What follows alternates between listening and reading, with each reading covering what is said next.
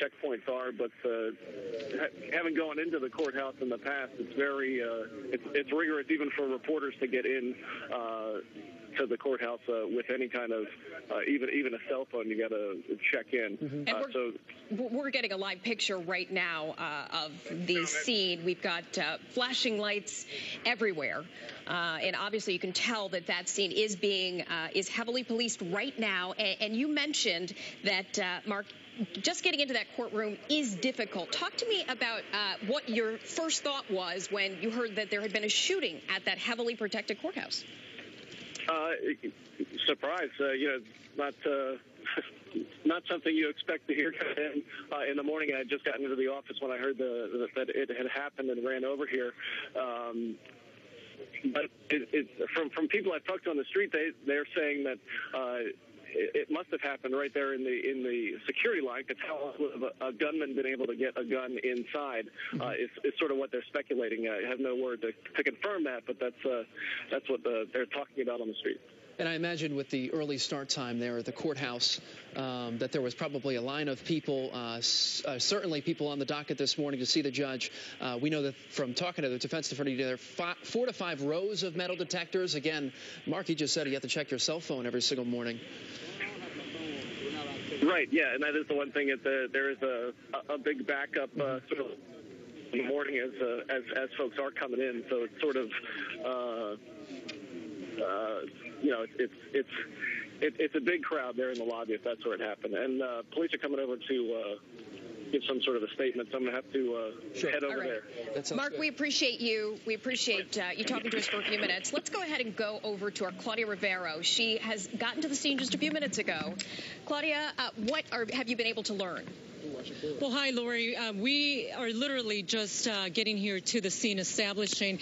We've been trying to talk to some people who were here in the area when that shooting happened. I have this gentleman with me. Sir, I didn't even get a chance to get your name. Oh, yeah. They call me JB. My name is James. Okay, so whereabouts were you when this happened? I was basically about 3 or 4 blocks away. I was on my way to the courthouse just trying to get a paper stating that my fines were disposed of, and I seen all the lights coming down. And I came down here, they were taping everything off, and I got a report like there was about 20 shots, 5 people were injured. I mean, I'm not sure if anyone was fatal, but I heard that one of the shooters was just captive, but, that's unofficial for me, of course, but... What else did you see? I mean, did you see people running out, a lot of screaming? What else did you see? I didn't really see anybody running out. By the time I got here, I seen some of the EMTs and the policemen going in. I didn't see really anybody running, ducking for cover or anything by the time I got here. And mind you, like I said, the cops are still coming down here at the time with the lights blaring and the sirens blaring. So, scary situation, obviously. I'm a little shaken. Like I said, I just literally missed this by like about a minute or so. Yeah. I mean, if I came down here on time like I wanted to, I could have been in the middle of this, right. I wouldn't be staying here talking to you. Yeah. About what time was this? They said, I think I was hearing about 8:15ish, 8:20, because usually I think most of the offices open around between 8 and 8:30. I'm not sure, but it was around that time.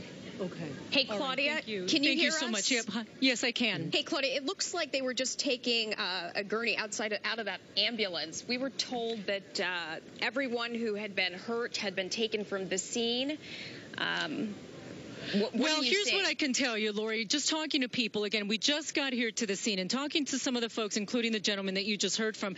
They are hearing that it was more than 3 people that were injured. Of course, we're still trying to confirm all of that information, as I mentioned. And as you mentioned, you can see that there are still ambulances here at the scene. You saw that gurney. They're taking it in. So we're taking it inside the building. So, of course, we're trying to confirm this information. We just had an officer who came up to us a few moments ago and told us that they are, they have a staging area for the media where somebody's going to come out and talk to us here very shortly, give us an update. So hopefully we're going to be able to get more details here very shortly, but obviously still a very active scene here. You could see countless police as well as ambulances here. So the question, as you mentioned, we don't know if there are more people injured, but again, I can tell you just from talking to some of the people that are here is that they're hearing that it was more, at least 5 people. Is that what you heard, sir? About about 5 people. So, again, we still have to confirm that, Lori. Claudia, one thing we actually just learned, we've been able to confirm that the shooter has passed away. The shooter is dead. Delaware State Police also confirming that the shooting took place in the lobby and that a total of 3 people were shot.